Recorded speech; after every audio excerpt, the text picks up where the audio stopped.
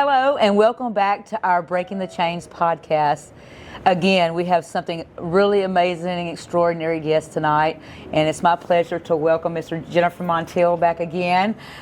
This time, she's done it again. She's turned her trauma and tragedies into something amazing, and it's my pleasure and my honor to be able to let y'all know that she chose me and other women to be in this new book that she's got, and we're going to talk about that here in just a few minutes. But thank you for coming. It's a pleasure. And we're always proud to have you. And so I just want to ask you a few things that kind of leads up to the books. Of course. And so let's start, and do just a little bit of your journey when it first started, and how you was inspired to be a book writer.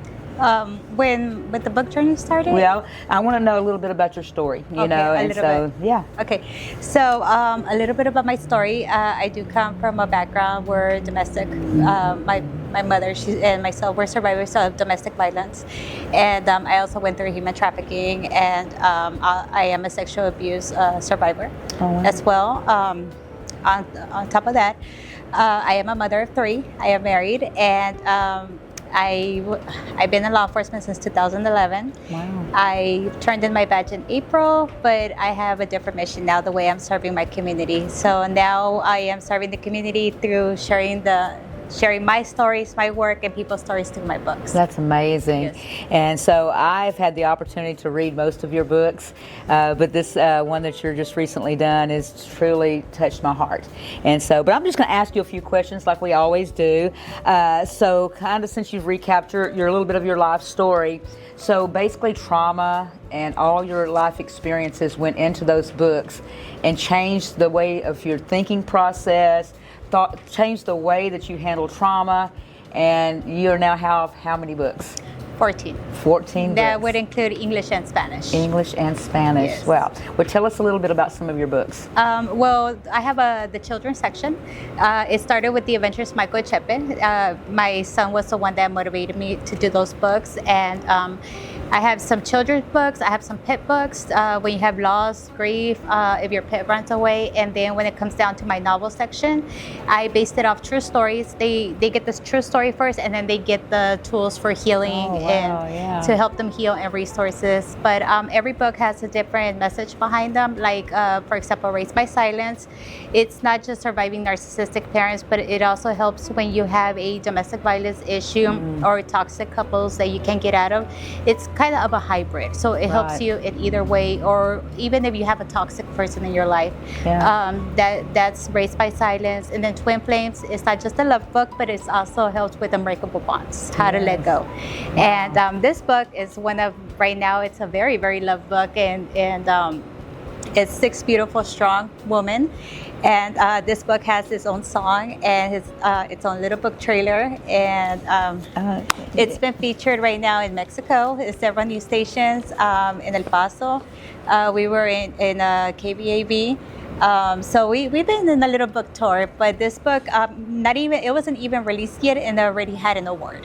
So it's incredible. It's absolutely beautiful. So tell me your first book, the one that won the international award. Yeah, which one was that one? So that one is The Adventures of Michael Chepe, Dia de los Muertos. That was my first book that ever won an award. So that one, it was last year, and we ended up going to Arizona, and it was with the International Impact Book Awards. That's amazing. Yes. And so the one that just recently won one, or is nominated for International Book of the Year and Author of the Year. Girl, I am so proud of you. So tell me a little bit about that one. So right now we have 5 awards so far. From last year to now, our books have gained 5 awards.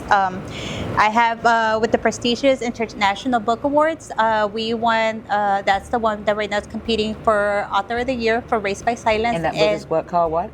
Raised by Silence. Raised by Silence. Yes, and it also won an award for Hope and Healing. So if we win in October for that one, it will have 2 awards instead of 1. That's beautiful. And then the one for Twin Flames, that was the one that's competing in Author of the Year. Like yesterday, I don't know if you saw it posted, it made it to the semifinals already. So we are officially going to California. And in October, we'll find out if we win or not for that one.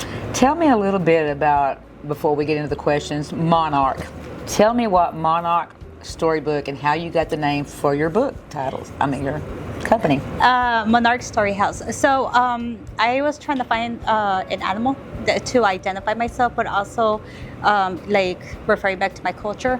So what I could think about, it was the butterfly, because I love the phoenix, but however the butterfly, it's so beautiful, the transition that it goes through to become what it is.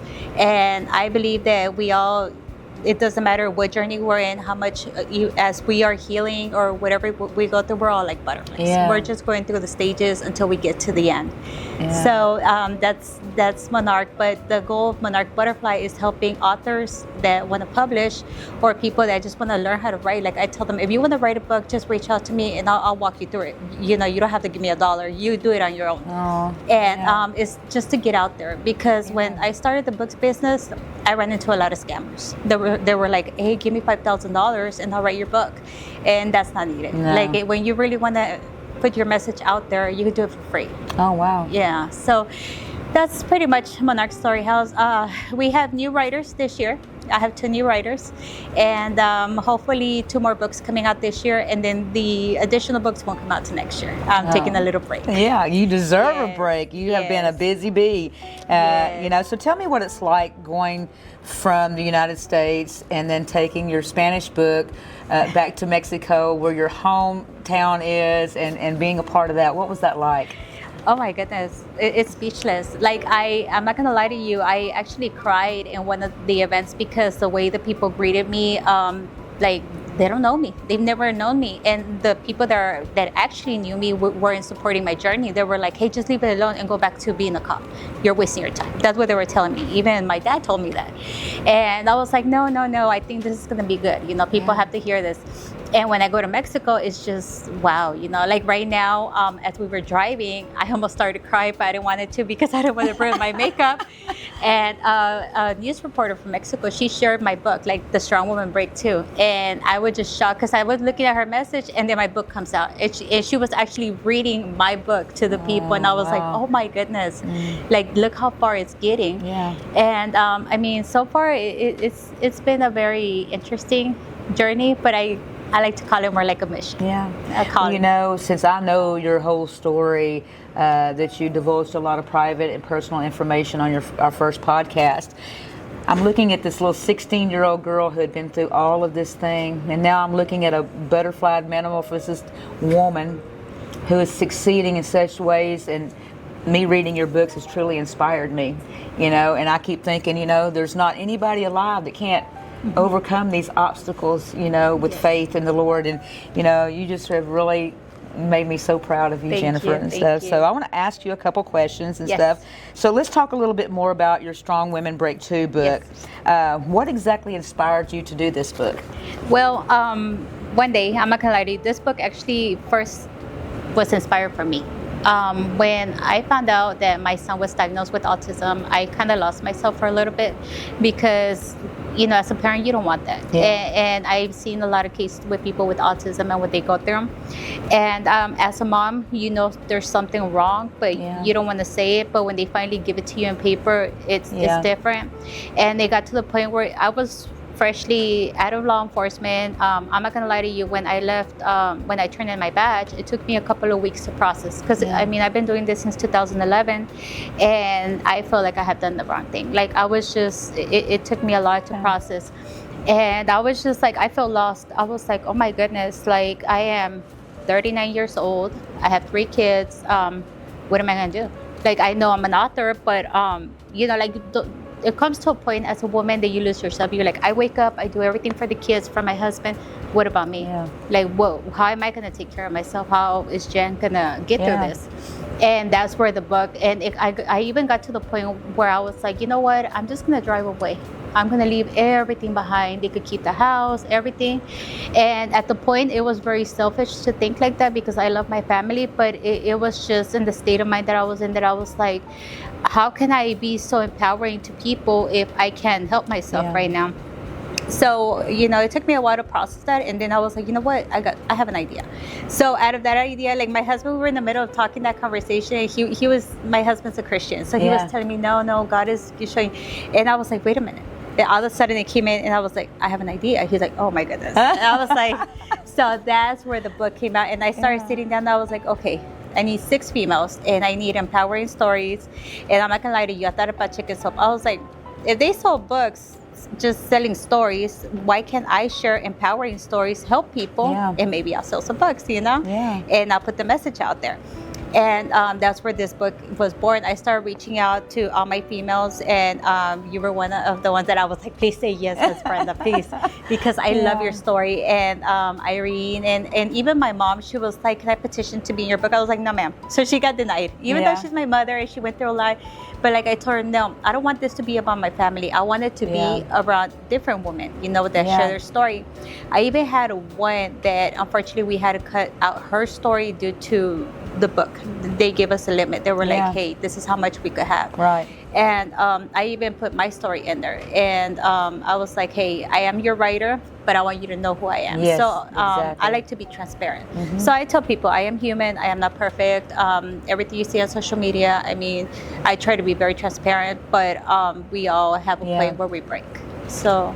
And that's, you know, that reminds me of my story. I've held it in for 65 years, giving people bits and pieces of my life, inspiring through, you know, people with addiction and, you know, abuse and things of that nature. But, you know, it's still deep down inside, and you just don't want to get it all out there. It's too personal. You don't know what people are going to think about you. You don't know what the criticism's going to be like. And then when you approached me, in the back of my mind, I had my book way back here that I wanted to write one day. And so when I wrote this and you put it in there, I said, you know what, this just opened the door for me to one day maybe write mine. And that's what I said, because now I'm going to ask you the question. That's what I said when I wrote this book. I was like, oh my goodness, every woman in this book deserves her own book. Like, I just covered a portion of their life that I want you to know, but I believe that each one of those women deserve a book. Because a lot of times when we share our story, we're like, oh my goodness, what are they going to say? Are they going to judge us? But we don't think about, what if they're going through what I went through? What if I changed their lives? So that's why, that was my mission behind it. I was like, if I could change one life, I'm happy.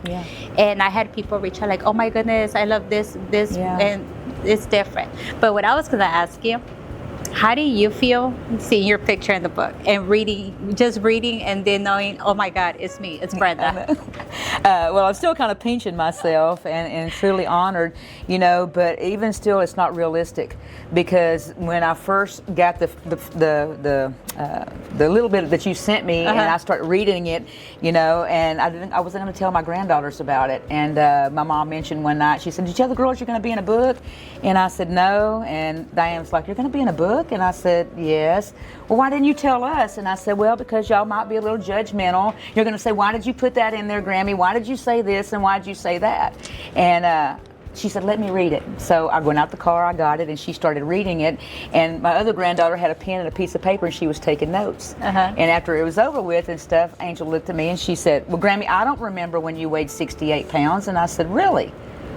Let me show you a picture. And I walked into my bedroom and I grabbed the picture and I said, this is me at my brother's wedding. And she goes, oh, Grammy, I didn't know you looked that skinny. And I said, well, take 10 more pounds off that picture. And so then it became a reality to me, you know, that I had held that in for so long, and that not even my own personal children knew what trauma and tragedies that I had actually been through. And so I thought at that moment that if I could help save one life, because there's been 2 ladies that's come to this place in the last 2 days. One was sleeping here when I got here this morning, has no place to go. The other one showed up this afternoon. She worked in my store for a little bit. She has no place to go, was looking for a shelter, you know, and so I gave her food, and they're going through it. They're same thing that we did in a different fashion, in a different form. But, you know, truthfully, them stories maybe will help them, and so hopefully they'll be here tonight. I hope so. I hope so. But no, like this was my first, and then if I'm waiting to get more feedback, but my goal is to eventually keep creating more like different versions, because females, we have so many different stories to tell.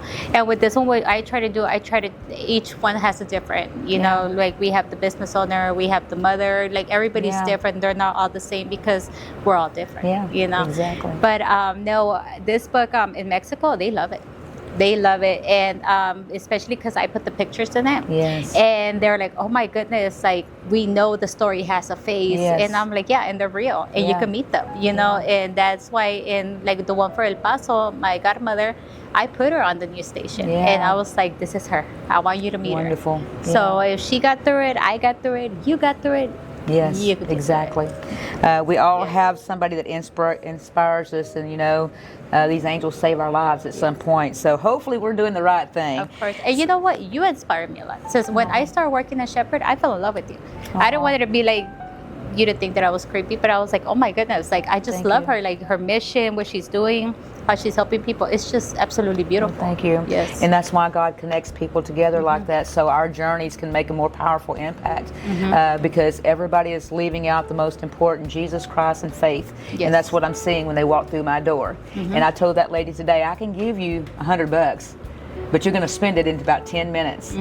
Or I can give you Jesus, and he can change your life forever. So I'm praying she comes to the meeting tonight, Yeah. because in our small little towns, everywhere is consumed by these kind of situations, and I'm proud is all I can say, and honored and stuff. So I just want to do a little bit background and stuff as being a police officer. I know that you told me that you had been a police officer for 11 years, but tell me a little bit about the levels. The level. You know, I mean, you got a lot of history being a police officer, and qualified to be able to help people in situations like this. Yeah. Tell me a little bit about it. Actually, I think our math is wrong since 2011. Yeah. So I would have hit, I think this year 15. Oh, wow. I think I would have. But no, so I'm a master peace officer. And it's level. So when you graduate the academy, you're a basic, and then you have your intermediate, advanced, and then master's. So I decided to go for the highest, and it's pretty much you educate yourself, extra training, more hours. This is not police work. This is you like school, but police school. And that's what I did. But what I majored in was majorly domestic violence, sexual abuse, and DWIs. I used to be a DWI unit as well. Wow. And mainly all my life was patrol and investigations. Yeah. So my passion, investigations. Yeah. Because I feel a lot of the victims that I connected with, they're like the officer that showed up to take the report. It was just like, okay, hurry up, I gotta go, next call, and they didn't care. They were in empathy, with them enough. And so it's just a little bit of everything. I did motors. I was on a motorcycle. I was the first Hispanic for Harris County to be on motorcycle patrol for my department. Wonderful. So I have a little bit of everything in there. Didn't somebody say something about a horse too? No, you that's didn't my get to do the horse patrol? no. Actually, that's my kid. Yeah, She no. loves horses. Exactly. Yes. Well, that is so wonderful, that you're qualified in these areas, Yes. and not just somebody who's writing books just to be writing books. You lived it. You went through it. You're educated yourself on these particular things, and so I think this book is Yeah. going to go far. So actually, my new mission, I haven't told you, but my new mission next month, I start school again. I'm actually going back to finish my PhD. Oh, wow. So my goal now is, since I found out Michael had autism, I'm working on my behavior analysis, and then that's going to transfer me into the PhD program as a PhD in behavior analysis. Wow. So my goal eventually is to go back into law enforcement, and I want to change it because I've noticed recently we have a lot of cases with mental illness and autistic, and they're not just any simple cases. They end up being deadly. Yeah. And I want to be able to go back, hopefully, and retrain officers and be like, hey, this is what they have, this is how you identify, this is how we fix it, and hopefully help rewrite the policy. That is wonderful. So that's something that I'm pushing, hopefully. Yeah. And you see so much mental, illness, and I deal with it quite a bit coming, with some of the kids and different things like that. But I think you need to be back in Shepherd and start helping us do some things. I'm not gonna lie to you, I miss it. I know, we miss you too. I still have my car sitting in the driveway, but I am keeping up. The good thing is that my license will stay active because I have all the training. So as long as I keep up with it, it doesn't expire. I can go back anytime I want. Yay. Like since I left to now, like I was telling you, they probably had offered me about 14 jobs. Like That's different wonderful. people, different agencies. They're like, hey, come and work for me. I'm like, not yet. I'm almost there. Not yet. Just, Well, that's good. Well, Yeah. tell me where they can get your book at. Where can they find this at? Well, they can find it pretty much anywhere. Right now, online you can find it on Barnes & Nobles, Amazon. If you even Google the book, it'll give you where to find it. It's funny. I forgot to tell you. One of my books, somebody went and bought a lot of my books, and for the Day of the Dead, and they put them on eBay, double the price.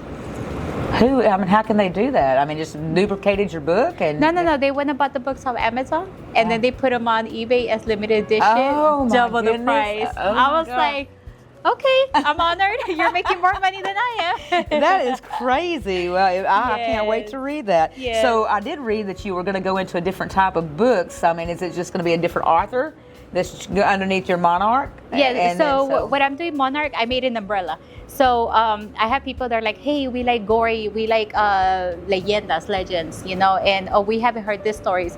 So I'm doing, it's not going to be just self-help kids books. Now we have horror coming up in October.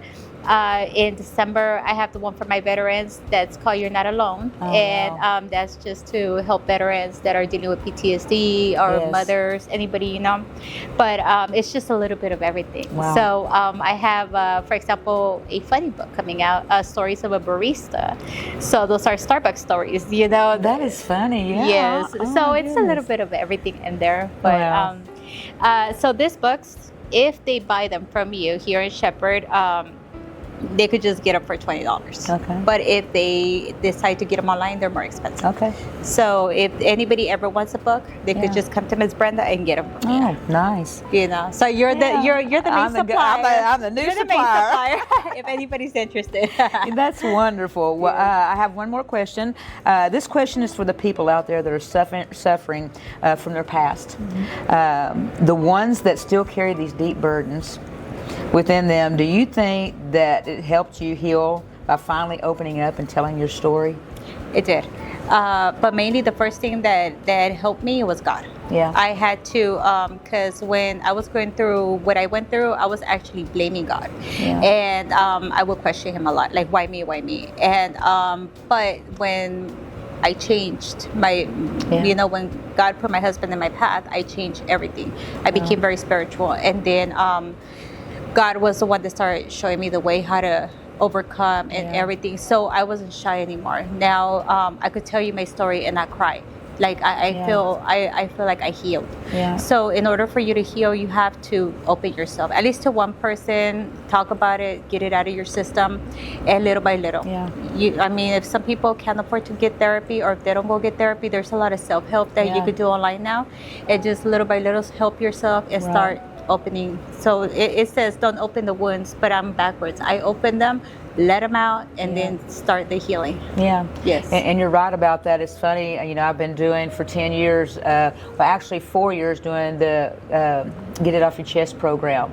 And I have some kids that'll start in the back of the room, underneath a chair with a hoodie over themselves, peeping around the corner, and then about a year and a half into it, they've come up on the chair, you know, and then a little bit later, 6 months later, then they might be in the middle. And then they're like next to you, and, like, know, hi. and so now I've got them at the head of the table because we're letting the kids do the podcast, I mean the meetings, and then an adult do the meetings, and so they've made it that far. That's beautiful. And so it's just consistency and staying with them and teaching them about the Lord and just encourage them every single day. And so that's how we could do. That's how we do it. That's our future, our kiddos. That's our future.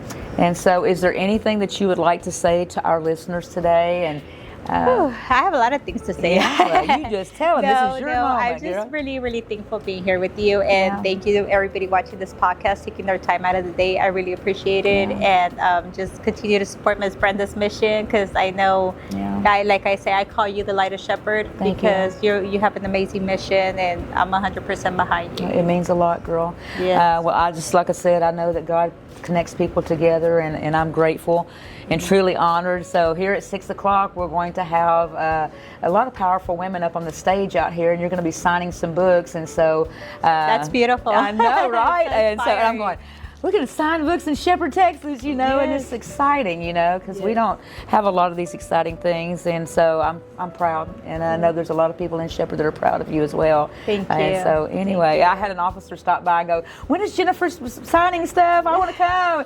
And so it's just, you know, the little things like that, how you've touched our community, and we thank you for that. No, thank you. Well, hopefully you never know, one day I might be back in Shepherd. Yeah, exactly. I'm excited. Well, I want to thank you again, and we appreciate y'all coming to our Breaking the Chains podcast. We're going to have a whole lot more coming up, so stay tuned and be sure to like our page and follow us. And share the video. Yeah, and share the videos. Thank you very much. Have a good day.